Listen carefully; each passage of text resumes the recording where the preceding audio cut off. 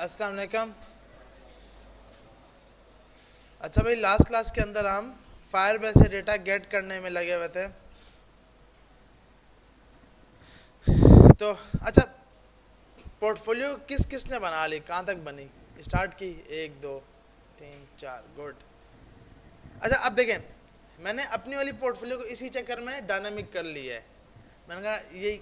अब देखें, सिंपल क्या है कि अगर मुझे आज मैंने कोई नई स्किल सीखी है, जैसे मैंने बोला भाई मैंने आज टाइप स्क्रिप्ट सीखी है, यहाँ डाला मैंने टाइप स्क्रिप्ट, मुझे कितने परसेंट आती है भाई? 10% आती है मिसाल के तौर पर। और मैंने ऐड स्किल कर दी।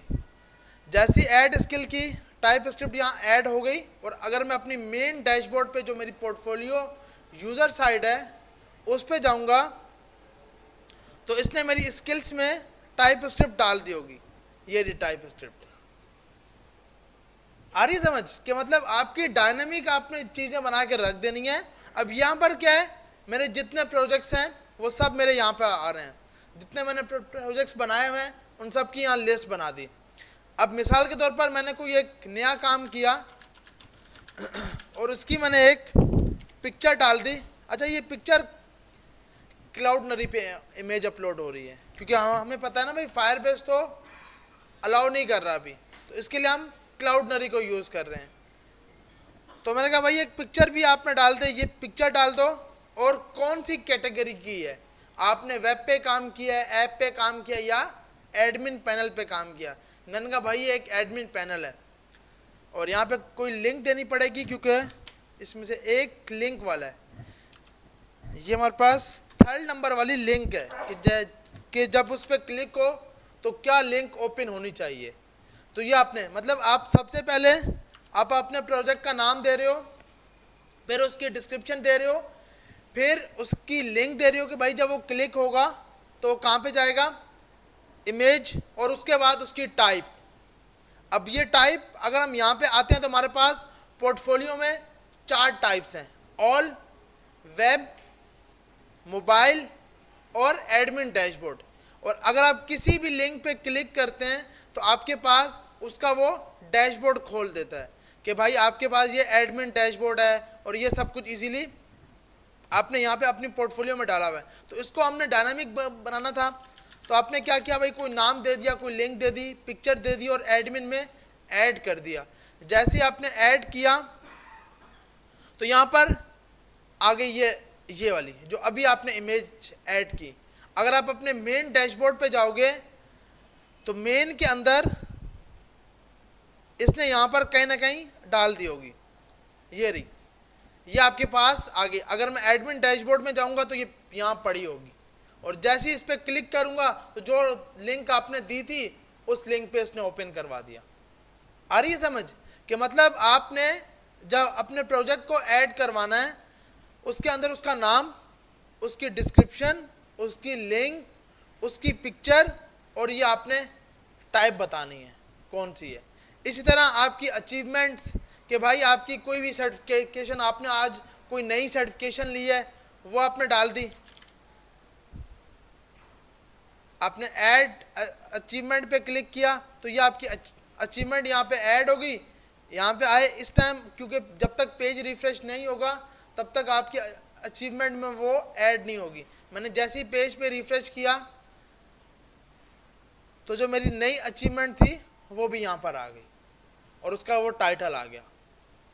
आ रही है समझ? इसी तरह आपने अपना अबाउट का सेक्शन दिया हुआ है, अबाउट के आपके अंदर ईमेल, आपका कॉन्टैक्ट सेक्शन जो है, कॉन्टैक्ट में आपने क्या क्या दिया है, आपका ईमेल, आपकी फेसबुक की लिंक, आपकी फाइवर की लिंक, और आपके पास गेटअप की लिंक, और आपका कॉन्टैक्ट नंबर जो सबसे लास्ट में आ रहा है। अब अगर आपको आज अपना कॉन्टैक्ट नंबर चेंज करना है तो आप यहाँ पर आओ, कॉन्टैक्ट नंबर, इस पर क्लिक करो, अपडेट हो गया। यहाँ पर आए, पेज पे रिफ्रेश किया तो जो कॉन्टैक्ट नंबर आपने वहाँ डाला था वो उठाकर यहाँ पर ये लेके आ गया। सही है भाई? तो क्या है, अब हर चीज़ क्या है, डायनामिक, कि मैं अपनी एडमिन डैशबोर्ड से चेंज कर रहा हूँ, मेरी मेन पोर्टफोलियो में चेंजिंग हो रही है, क्योंकि अब मुझे कोड की ज़रूरत नहीं है। कोड एक बार हो गया, आज मैंने कोई नई सर्टिफिकेशन ली वो भी इजीली यहाँ पे डाल सकता हूँ। और डिलीट का ऑप्शन लाजमी रखना। डिलीट से क्या होता है कि भाई अगर आपको गलती, अब जैसे मेरे से यहाँ पे मिस्टेकली कोई भी चीज़ डल गई, अब ये डल गई है, मैंने डिलीट पे क्लिक किया तो उसने उसको डिलीट कर दिया, इधर आएगा तो ये उसको डिलीट करा देगा। और अब क्या है कि आपको डेटाबेस भी खोलने की ज़रूरत नहीं है, आपको कोड खोलने की ज़रूरत नहीं है, आपने दोनों को होस्ट कर दिया है। अब जब चाहो कोई नई अचीवमेंट डालनी है डाल सकते हो, स्किल्स अपडेट करनी है स्किल्स चेंज कर सकते हो, एडिट करनी है भाई नहीं आज मैंने टाइप स्क्रिप्ट थोड़ी ज़्यादा सीख लिया, 90% हो गई है, तो अपडेट किया तो ये 90% होगी। तो आपने अपनी डायनामिक पोर्टफोलियो बनानी है, सही है भाई। तो इसको बनाने के लिए कोई चीज़ मुश्किल नहीं है। अब जैसे अबाउट का सेशन है, आपने अबाउट में चेंजिंग की, यार अब मैं सिर्फ वेब पे काम नहीं करूँगा, अब मैं मोबाइल पे काम करूँगा, आपने सिर्फ ये डाला मोबाइल ऐप। और अगर आप अपने मेन पेज पे आते हो तो यहाँ पर इसने सिर्फ क्या दिखा दिया, मोबाइल ऐप डेवलपर। अगर आपको अपने अबाउट्स में कुछ चेंज करनी है, जो आपने यहाँ पे अबाउट लगाया हुआ है, उसको भी आप इजीली यहाँ से जाकर, अच्छा ये बहुत मुश्किल है, इसको यहाँ से कॉपी करके यहाँ रखते हैं ताकि बाद में उठा के वापसी डाल सके। तो यहाँ जाकर आपने कुछ भी लिखा, अबाउट का सेशन, सेव किया, ये सेव हो गया, यहाँ पे आए, ये अबाउट आ रहा था, पेज पे रिफ्रेश किया तो जो अबाउट था वो आपका ये हो गया। तो अब हर चीज़ आपने डायनामिक करके रख लेनी है, आ रही है समझ। हाँ, पोर्टफोलियो का डिज़ाइन ऐसा होना चाहिए, ये तो मैंने स्टार्ट से बना के रखा था जब मैं खुद सीख रहा था, तो ये उस टाइम का डिज़ाइन है।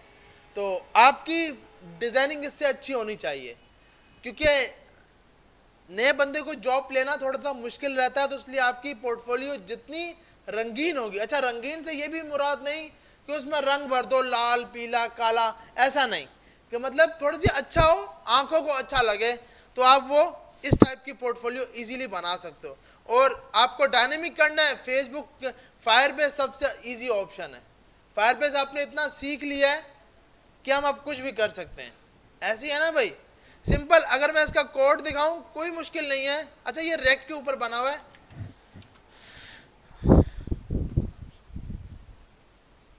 तो कोड दोनों के फायरबेस में कोड कोई मुश्किल नहीं है, कोड एक ही है, क्यूरी आपको चेंज करनी है। अब बस आपको क्या करना है, दो क्यूरी आनी चाहिए, एक डेटा सेट करने की जो हम लास्ट क्लास में कर चुके हैं, अबाउट का सेक्शन है, इसी तरह आप अपना पोर्टफोलियो का सेशन बनाओगे, उसमें इमेज की लिंक आएगी। अगर मैं यहाँ आता हूँ और कोड देखते हैं हम, और इसमें ना आप अपनी हर चीज़ की लिंक, मतलब अगर आप अपवर्क पे काम कर रहे हो, अभी मैं तो अपवर्क पे नहीं कर रहा, मैं तो सिर्फ फाइवर पे कर रहा हूँ, तो मैंने सिर्फ फाइवर की लिंक डाली हुई है। आप अपवर्क पे काम कर रहे हो, अपवर्क की लिंक, मतलब हर चीज़ को डायनामिक बना के रखना है, ताकि कल आप किसी को भी दिखा सको ना, तो लगे कि हाँ भाई कुछ है बंदे में ना, काम कर सकता है ये बंदा। और यहाँ पर जाकर आपने तो, और इसका कोड आपका गिटहब पे, अच्छा 1 घंटे पहले ही मैंने चेंज किया है, और इसमें इससे पहले ये बिल्कुल स्टैटिक थी, तो मैंने कहा इसी को चेंज कर लेते हैं। बनिस्बत स्टार्ट से बनाना वो बहुत बड़ी पंचायत है, तो लेकिन आपको तो स्टार्ट से बनानी होगी, अगर नहीं है तो, अगर है तो उसी को डायनामिक कर लो।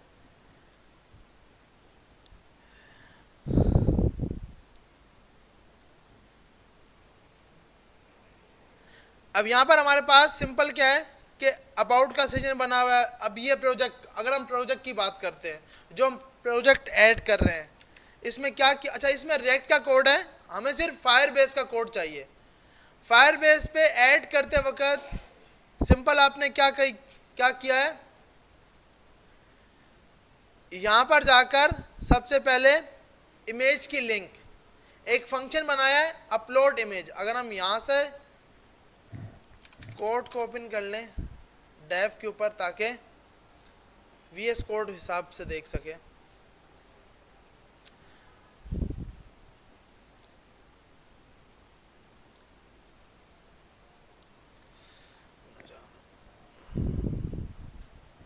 अच्छा लास्ट क्लास में ना डेटा गेट करते वक्त हम एक मिस्टेक कर रहे थे, एक एरर आ रहा था।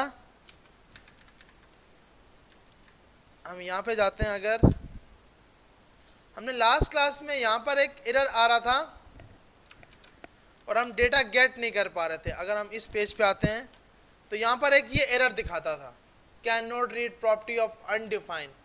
सिर्फ इसका इशू क्या है कि आपने सिंपल क्या करना है, आपने ये करना है कि ये जो आप यहाँ पे बना रहे हो ना रेफरेंस, यहाँ रेफरेंस नहीं बनाना, आपने डायरेक्ट क्या करना है, सबसे ऊपर आकर एक वेरिएबल में अपना रेफरेंस गेट कर लिया रेफ के अंदर।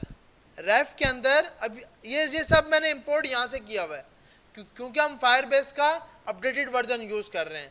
तो आपने रेफ को यहाँ से गेट किया, उसके बाद आपने यहाँ बोला हुआ है रेफ में डेटाबेस, आपका वही डेटाबेस जो आपने यहाँ पर कीवर्ड लगाया हुआ है, जो वेरिएबल का नाम लगाया हुआ है, और उसके अंदर आपका कलेक्शन का नाम और उसके बाद गेट की क्यूरी।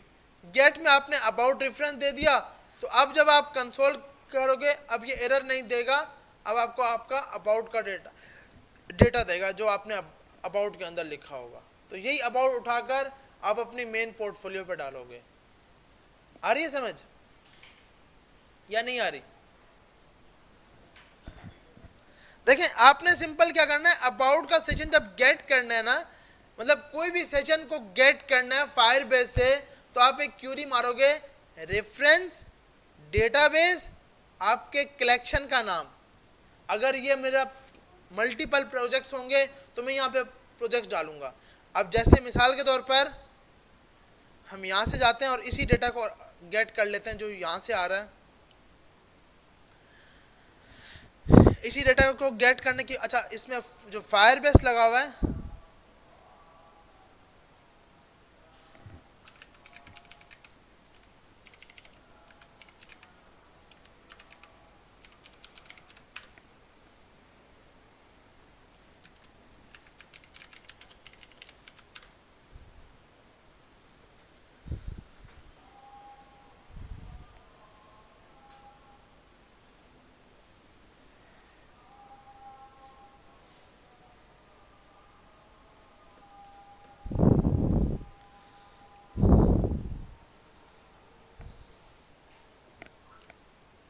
तो इसमें ये ला फायरबेस का हमने डेटा यूज किया हुआ है। सिंपल क्या है, आपके पास इसमें मल्टीपल कलेक्शन बना के रखे हुए हैं।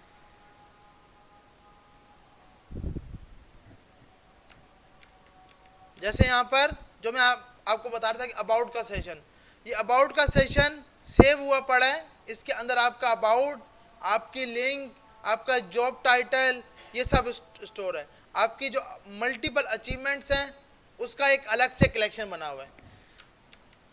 उसके अंदर आपकी अचीवमेंट का नाम, आपकी कौन सी सर्टिफिकेशन है और उस सर्टिफिकेशन की लिंक जो आपने अपलोड कराई है यहाँ पर। तो आपने ये मल्टीपल स्टोर करा के रखा है।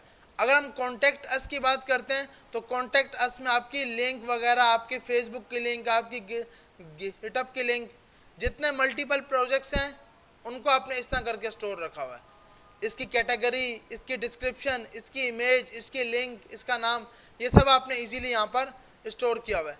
अब हम इस डेटा को गेट करने की कोशिश करते हैं। सिंपल आपने क्या किया, ये कॉपी की यहाँ से और सिंपल आपने इधर आकर इस एपीआई की में पेस्ट करा दी। अब डेटा गेट करना है। अब मुझे जितने भी मेरे प्रोजेक्ट्स हैं उन सबको गेट करना है। तो आप यहाँ पर जाके आप अपना रेफरेंस दोगे और यहाँ इसको बताओगे, लेकिन जो आप डेटा यहाँ पे मैंने यूज़ किया है वो यूज़ किया है फायरस्टोर, क्लाउड फायरस्टोर। लेकिन अभी हम कौन सा सीख रहे हैं, रियल टाइम डेटाबेस। तो इसमें इतना फर्क नहीं होता, थोड़ी सी क्यूरी में चेंज है। लेकिन सबसे पहले हमें ये इसकी क्यूरी आनी चाहिए जो आप सिंपल यहाँ पे यूज कर रहे हो।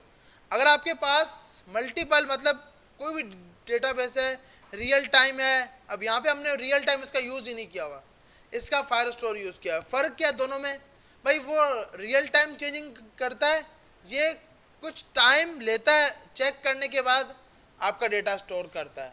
अच्छा ये होता है कि आप क्लाउड स्टोर यूज करो, लेकिन जब हम रेक्ट में जाएंगे तो हम क्लाउड स्टोरेज यूज कर रहे होंगे। अच्छा, एक चीज और कि आपने ये जो मल्टीपल, इससे पहले हम सिंपल फायरबेस यूज कर रहे थे। सिंपल फायरबेस से मुराद क्या, वहीं पर क्यूरी मार रहे थे, Firebase minus app minus compact लगाकर इजीली यूज कर रहे थे। अब आपने इस तरह यूज नहीं करना, अब आपने इस तरह करके यूज करना है इंपोर्ट की स्टेटमेंट, क्योंकि अब हम इंपोर्ट करना सीख चुके हैं। ऐसी है ना भाई, इंपोर्ट और एक्सपोर्ट तो हम इजीली लास्ट क्लास में सीख चुके हैं। तो अब आपने कोई डेटाबेस गेट करना है, रेफरेंस गेट करना है, ये सब के सब आपके फायरबेस से आ रहे हैं। अगर आपके पास, जैसे आपने यहां पर, हमने ये लास्ट क्लास में ये किया था, अब मैं जो इसमें डालूंगा अबाउट के अंदर, सबसे पहले वो जाके सेट हो जाएगा। मैंने यहाँ पे SMIT लिखा, लास्ट एड्रेस लिख दिया SMIT@gmail.com और अबाउट अस में कुछ भी लिख दिया और क्लिक किया तो ये आ गया अबाउट ऐड इन फायरबेस। जब मैं पेज पे रिफ्रेश करूंगा तो मेरे कंसोल पर वही का वही अबाउट उठकर आ जाएगा, आपका अबाउट, आपका ईमेल, आपका फर्स्ट नेम, आपका लास्ट नेम। तो ये आपने क्या क्यूरी मारी हुई है, सिंपल ये मारा हुआ है सेट करते वक्त। आ रही है समझ या नहीं आ रही? डेटा सेट करने के लिए अगर आप बोलो भाई हमें सिंपल क्या करना है, हमें एक इमेज अपलोड करानी है, तो हमें पता है इमेज अपलोड कराने के लिए हम क्या यूज करते हैं, क्लाउडनरी। आपने यहां पर जाकर एक कॉन्स्ट ऐड प्रोजेक्ट, हम मिसाल के तौर पर कोई प्रोजेक्ट को ऐड कर रहे हैं, मतलब कि आपके पोर्टफोलियो के अंदर आपने प्रोजेक्ट को कैसे ऐड करना है। तो आप जब प्रोजेक्ट ऐड करोगे तो एक अबाउट तो बनाओगे, मतलब एक ऑब्जेक्ट बनाओगे, उसका नाम आएगा, ऐसी है ना भाई। आपने बोला ABC आपके प्रोजेक्ट का नाम है, आपने बोला उसकी डिस्क्रिप्शन, ये आप सबके सब यूजर से लोगे, फॉर्म बनाओगे। लेकिन अभी हम सिर्फ देखने के लिए हम डायरेक्ट यहीं पर कर रहे हैं। डिस्क्रिप्शन आपने डाल दी, उसके बाद आपने इमेज की लिंक डाल दी। अभी अगर आप, वैसे हमने क्लाउड स्टोरेज पे क्लाउडनरी को यूज किया है, उसको तो यूज किया ना भाई, वो हो जाएगा इमेज अपलोड करने वाला या नहीं होगा, मतलब वहां से लिंक निकालना। अभी हम डायरेक्ट एक इमेज की लिंक निकाल रहे हैं। आपने यहां पर गए, आपने बोला भाई ये आपकी लिंक,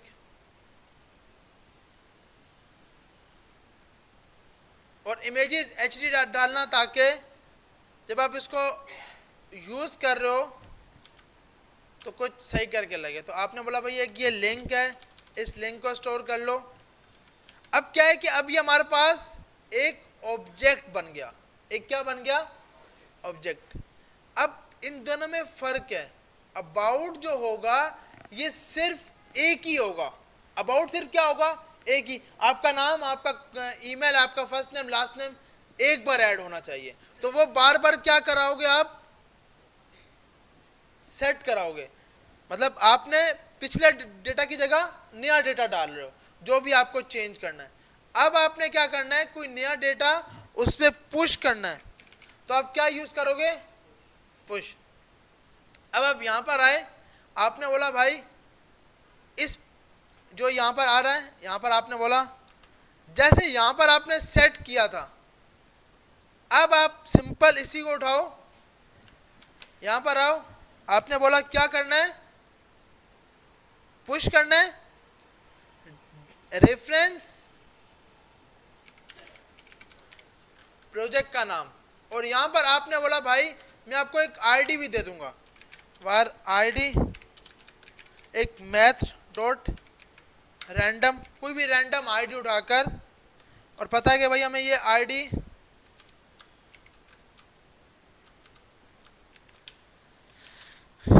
मल्टीप्लाई 1 करा दिया,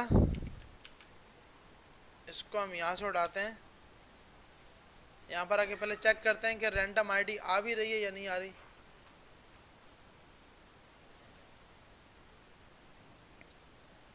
या हमारे पास वैसे पुश के जरिए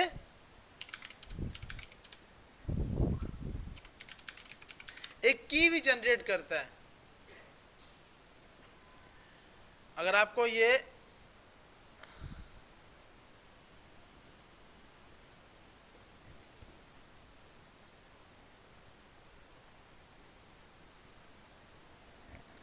की अगर हमें जनरेट करवानी हो, क्योंकि पुराने तरीके में से तो हम करते थे Firebase dot database dot push dot की, तो वो हमारे को एक की ला के दे देता था। अब आपने यहां यूज किया पुश,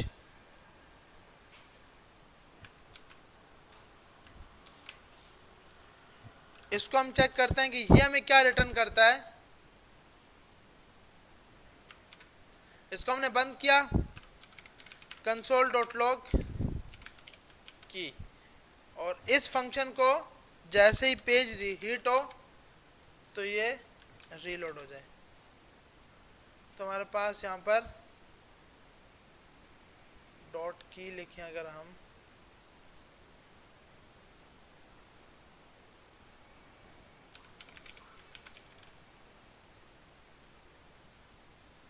तो एक ये की बना के दे देगा।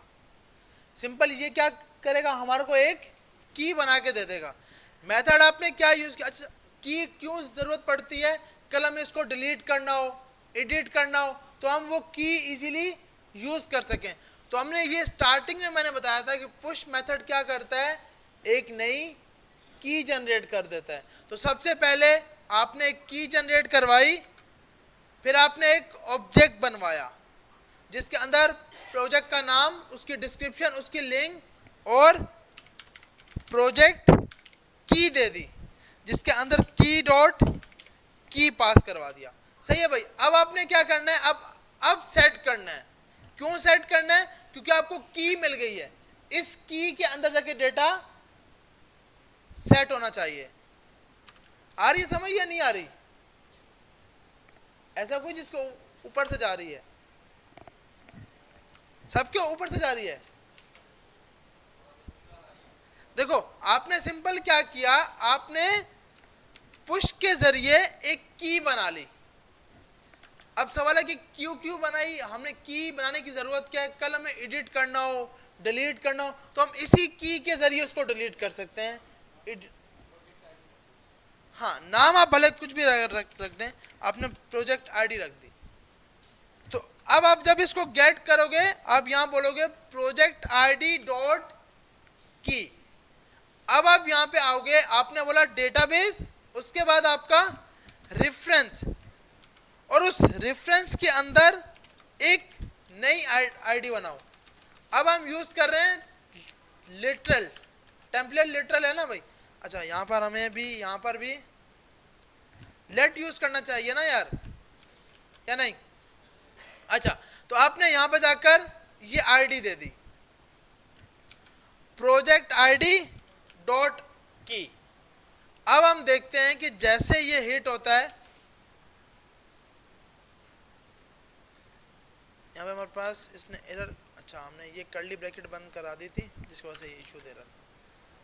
अब हम यहाँ पे आएंगे और अपने फायरबेस के अंदर तो मल्टीपल, क्योंकि ऑब्जेक्ट सेव हो चुके होंगे, यहाँ पे आते हैं, हम यहाँ पे आते हैं और इधर गए, तो आप देख रहे हैं ये प्रोजेक्ट ऐड होते जा रहे हैं जब जब मैं सेव कर रहा हूँ, क्योंकि हमने उस फंक्शन को डायरेक्ट हिट करवाया हुआ है। मैं जब जब सेव कर रहा हूँ तब तक वो सेव हो रहा है। अगर मैं यहाँ पे आऊँगा और मैं फिर से यहाँ पे सेव पे क्लिक करता हूँ तो ये एक नया प्रोजेक्ट बन गया, और उसके अंदर उसकी डिस्क्रिप्शन, उसकी लिंक, उसका नाम, उसकी की सब स्टोर हो रहा है। तो सिंपल स्टोर करने के लिए ये डेटा आप यूज़ करोगे, अपना नया प्रोजेक्ट बनाने के लिए, नई कोई भी डालने के लिए आप ये यूज़ करोगे। अब आपने बोला भाई मुझे स्किल्स यूज़ करनी है, स्किल्स, तो स्किल्स में आप इन सबको कमेंट कर दोगे, ये नहीं होगा। अब आपके पास होगा स्किल का नाम, जैसे आपके पास जावास्क्रिप्ट है मिसाल के तौर पर, और दूसरा उसकी कितनी परसेंटेज,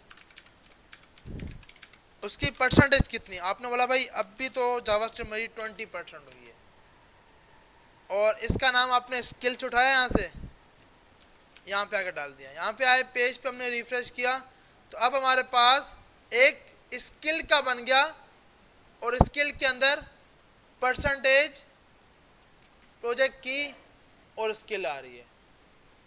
आ रही है समझ सबको? मतलब अगर मैं क्योंकि देखो परसेंटेज क्यों हम बताते हैं, अक्सर आप अपनी पोर्टफोलियो पे ना इस टाइप के ऑप्शन डालते हो कि 80% हुई है मेरी मेरी एस्टिमल, मुझे लगता है कि 100% हो गई है, तो मैंने 100% डाला हुआ है। आप जब यहाँ से डालते हो ना स्किल्स, जैसे आप अब अपने डार्ट की बात करते हैं, डार्ट डाली सिर्फ 10, साथ में लिख दिया परसेंटेज। अगर आप 10 लिखोगे ना, सिर्फ आपने क्या लिखा 10 और ऐड किया, तो ये डार्ट फुल 100% तक चली गई। लेकिन आपने तो सिर्फ क्या लिखा था 10। और आप इधर आओगे पेज पे रिफ्रेश करोगे तो यहां पर भी डार्ट जो होगी वो 10% के हिसाब से शोर। अच्छा यहाँ पे मैंने क्या क्या किया हुआ है, यहाँ पर मैंने क्यूरी मारी हुई है, कंडीशन मारी हुई है, अगर आपको परसेंटेज मिलती है तो उसको हटा देना। अगर हम स्किल्स में जाते हैं, ये पोर्टफोलियो नहीं, ये तो पोर्टफोलियो का डैशबोर्ड है ना, ये है।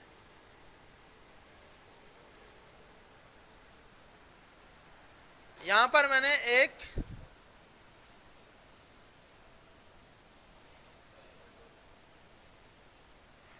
नहीं, ये पोर्टफोलियो थोड़ी है, ये तो है स्किल्स। यहाँ पर आ पाए, यहाँ पे आप देख रहे हो, यहाँ पे मैंने कंडीशन मारी हुई है कि विड्थ डॉट टू स्ट्रिंग, जितनी उसकी विड्थ, बाय डिफॉल्ट उसकी की का नाम है विड्थ, कि आपकी कितनी मतलब कितना, और डॉट रिप्लेस ऑल परसेंटेज, और उसको चेंज कर दो इसके अंदर कि गलती से, अब क्या है कि यहाँ पर तो बिल्कुल ये सही काम कर रहा है कि 10%, क्योंकि आपने फ्रंट एंड से, क्योंकि आपको नहीं पता कि कल किसी के हाथ में डैशबोर्ड आ जाए और वो आपके पास ऐसे ही डेटा डाल दे, तो यहाँ पे तो 100% दिखा रहा है, लेकिन आपकी पोर्टफोलियो के ऊपर वो 10% दिखा रहा है, इसलिए कि आपने फ्रंट एंड पे कंडीशन मारी हुई है कि इसकी विड्थ को जब भी आपको परसेंटेज मिले उसको हटा देना, क्योंकि बाय डिफॉल्ट ये जो पैरामीटर है प्रोग्रेस बार, ये विड्थ अपनी खुद ब खुद बनाता है, इसको परसेंट की जरूरत नहीं होती। लेकिन शो करवाते वक्त यहाँ पर मुझे परसेंटेज की ज़रूरत थी तो मैंने यहाँ परसेंट लगाया है। अब आप यहाँ से जाके इसको डिलीट करोगे तो इजीली ये डिलीट भी हो जाएगी, कि मतलब आपके पास अब आपने मल्टीपल ऑप्शन रखे हुए हैं, पोर्टफोलियो को आपने डायनामिक बनाया हुआ है। अच्छा, अब आपने क्या किया, स्किल्स को गेट किया, स्किल्स में आपने अपनी परसेंटेज में रखनी है ताकि वो एक लाइन के हिसाब से चले, यूज़र को लगे। अब अगर आप यहाँ पे आते हो, अगर ये स्टैटिक वैल्यू होती तो ये कभी भी मूव ना करती, ये अगर आप यहाँ पे आओगे तो ये इजीली चलता है, मूव होता है। तो इसके लिए एनिमेशन के लिए आपकी परसेंटेज होनी चाहिए कि कहाँ तक आपने मूव होना है। आ रही है समझ? अच्छा, बाकी टेम्पलेट बहुत पड़े हैं मार्केट में, आप कोई भी यूट्यूब से टेम्पलेट उठाओ उसके ऊपर बनाने लग पड़ो। हाँ, पोर्टफोलियो का मल्टीपल टेम्पलेट्स पड़े हैं। ये तो जब स्टार्ट में, अच्छा इसका डिज़ाइन सबसे ख़राब है, इसकी थोड़ी रिस्पॉन्सिवनेस ना इतनी सही नहीं है सही, लेकिन जिस टाइप से होनी चाहिए ना वो है नहीं। हाँ, कि मतलब आपका उस टाइम तो यार हम सीख रहे थे तो हमने इसी तरह मारे हैं। अब ये आपके पास डायरेक्ट ये बंद भी नहीं होता, होना क्या चाहिए था, जब आप किसी सेशन पे मूव हो गए हो तो ये खुद ब खुद बंद हो जाना चाहिए। लेकिन इस पे अभी बहुत मसले हैं, आप इससे अच्छा बनाओगे तो मसला नहीं होगा। सही है भाई? तो अब डेटा ऐड करना, एडिट करना, डिलीट करना, ये तो हमने इजीली टू डू के अंदर सीख लिया था। नेम मेथड से डेटा ऐड करने में कोई मुश्किल है या है? नहीं है। अब मुझे इजी स्किल्स को गेट करना है, ऐड नहीं करना, मुझे स्किल्स को गेट करना है। तो आपने एक फंक्शन बना लिया गेट स्किल्स। अच्छा, अभी आपको लग रहा होगा कि भाई हम स्टैटिक बना लें। स्टैटिक बनाने से मसला क्या होता है, कल आपने कुछ नया सीखा तो आपको कोड में जाके चेंजिंग करनी होगी, ये बहुत मसला बन जाता है। फिर आप कोड में आपकी सुस्ती पड़ जाती है। फिर जब आप किसी को पोर्टफोलियो भेज देते हो फिर याद आता है कि नहीं उसको तो ये भी काम दिखाना था तब मैं सिलेक्ट होता। तो इसलिए पोर्टफोलियो आपकी डायनामिक होनी चाहिए, ये जरूरी है। अच्छा, तो आपने एक फंक्शन बना लिया गेट स्किल्स के। अब आपने सबसे पहले यहां पर जाकर सेम ये रेफरेंस दिया,